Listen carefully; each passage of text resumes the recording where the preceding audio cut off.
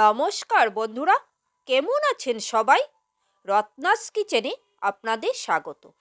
আজ আবারও একটি নতুন রেসিপি নিয়ে চলে এসেছি। আজ আমি আপনাদের সাথে শেয়ার করব পনির পাতুরি। পাতুরি আমরা অনেকভাবেই করে থাকি, আর এই পনির পাতুরি আপনারা হয়তো অনেকেই করতে পারেন।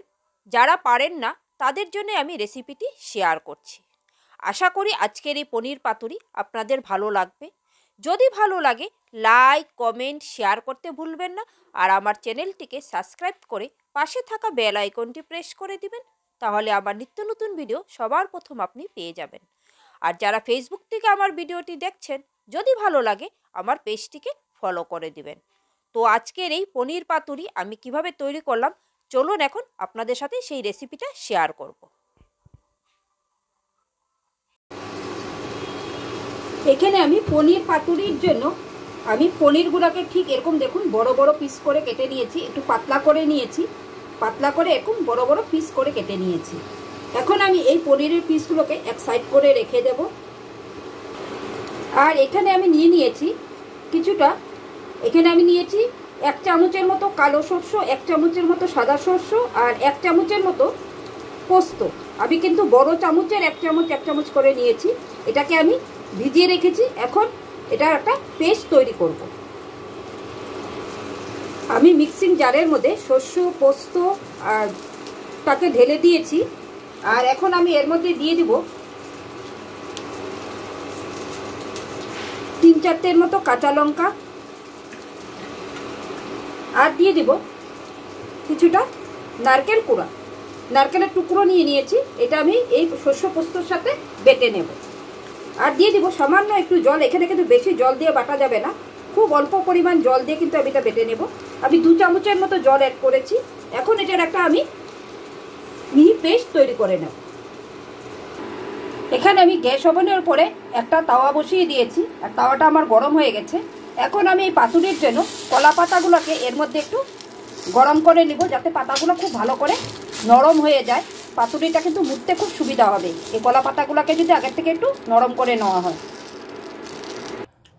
দেখুন কলা পাতাটাকে কিন্তু আমি উল্টে পাল্টে বেশ নরম করে নিয়েছি। এখন আমি এটাকে তুলে নিব। আর এইভাবে আমি কলা পাতাগুলোকে প্রথমে একটু গরম করে নেব। এই পনিরের মধ্যে এখন আমি দিয়ে দিব এই যে শস্য, পোস্ত, নারকেল, কাঁচা লঙ্কার যে পেস্ট আছে সেই পেস্টটা দিয়ে দেব। দেখুন আমি কিরকমভাবে পেস্টটা তৈরি করেছি। খুব কম জল ব্যবহার করতে হবে এই বাটার মধ্যে, তাহলে কিন্তু পাতুরিটা খেতে খুব ভালো হবে। এখন আমি সবটাই দিয়ে দেব এই শস্য পোস্ত পেস্টটা। আর দিয়ে দিব স্বাদ অনুযায়ী লবণ।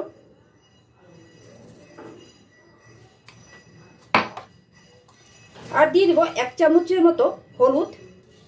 এখানে হলুদটা বেশি ব্যবহার করতে হবে না, সামান্য একটু হলুদ দিলেই হয়ে যাবে। আর দিয়ে দিচ্ছি 3 চামচের মতো সরষের তেল। এখন আমি এটাকে খুব ভালো করে মেখে নেব।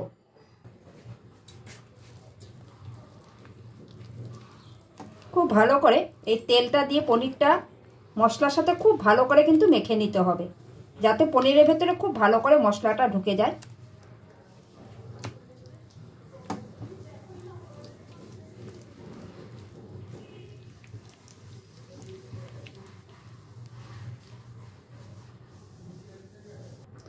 দেখুন মশলাটাকে কিন্তু আমি পনিরের সাথে খুব ভালো করে মেখে নিয়েছি। এখন এটাকে আমি 10 মিনিটের জন্য এইভাবে রেখে দেব ম্যারিনেশন করে। 10 মিনিট পর আমি ফিরে আসছি।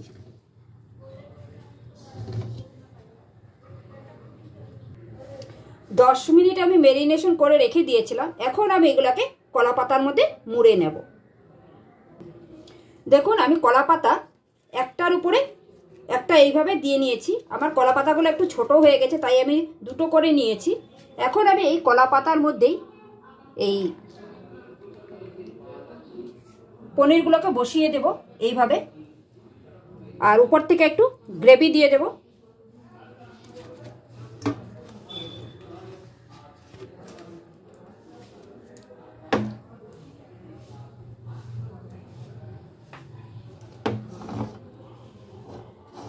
এখন আমি একটা দিয়ে দেব উপর থেকে এইভাবে কাঁচা লঙ্কা। আর দিয়ে দেব 1 চামচের মতো কাঁচা সর্ষের তেল।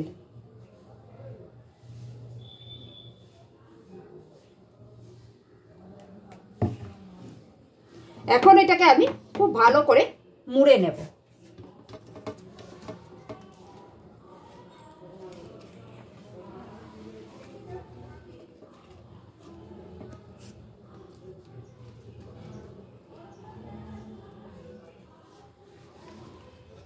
দেখুন আমি কিভাবে মুড়ে নিচ্ছি। ঠিক এইভাবেই কিন্তু এটাকে মুড়ে নিতে হবে।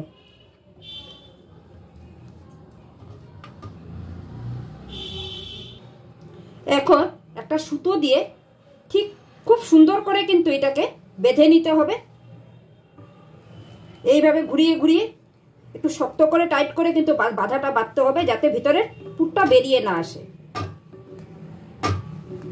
ঠিক এইভাবে ঘুরিয়ে ঘুরিয়ে কিন্তু বাঁধতে হবে।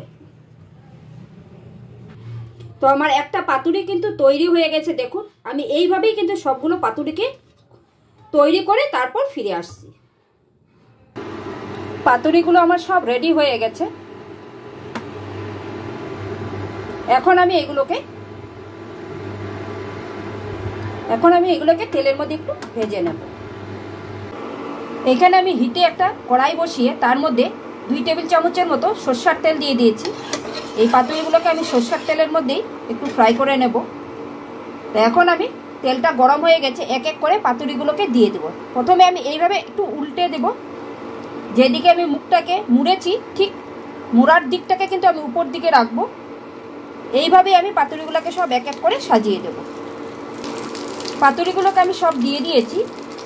আর এখন আমি এই হিটটাকে একদম কমিয়ে দেব আর 5 মিনিট একটা সাইড হতে দেব, তারপর আবার এটাকে উল্টে দেব।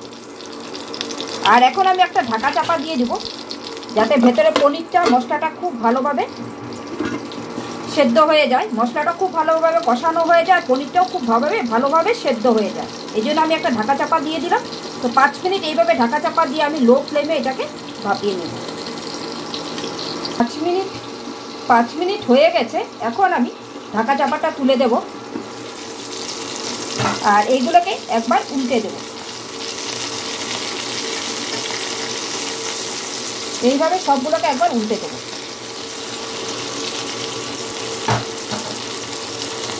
সবগুলো আমার উল্টে দেওয়া হয়ে গেছে। এখন আবারও ঢাকা চাপা দিয়ে আবারও 5 মিনিট এইভাবে এটাকে রান্না করে নেব। তো এইভাবেই আমি 5 মিনিট উল্টে এটাকে রান্না করে তারপর ফিরে আসছি। পাতুরিটা আমার পুরোপুরি তৈরি হয়ে গেছে। দেখুন আমি মোটামুটি এক এক পিঠ 10 মিনিট করে এটাকে রান্না করেছি। টোটাল আমার 20 মিনিট সময় লেগেছে এই পাতুরিটা তৈরি করতে। তো এখন আমি এগুলোকে একটা সার্ভিং প্লেটে তুলে নেব আর ঠান্ডা হলে পর আপনাদেরকে দেখাচ্ছি পাতুরিটা দেখতে কেমন হয়েছে। পাতুরিগুলো আমার ঠান্ডা হয়ে গেছে। আমি আপনাদেরকে একটা পাতুরি খুলে দেখাচ্ছি।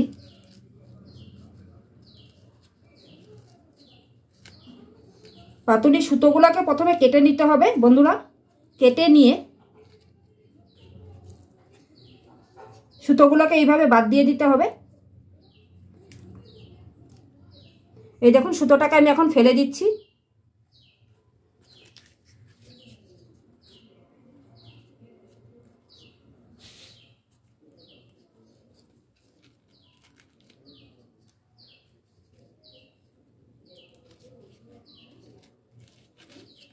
কতটা সুন্দর হয়েছে দেখুন পাতুরিগুলো।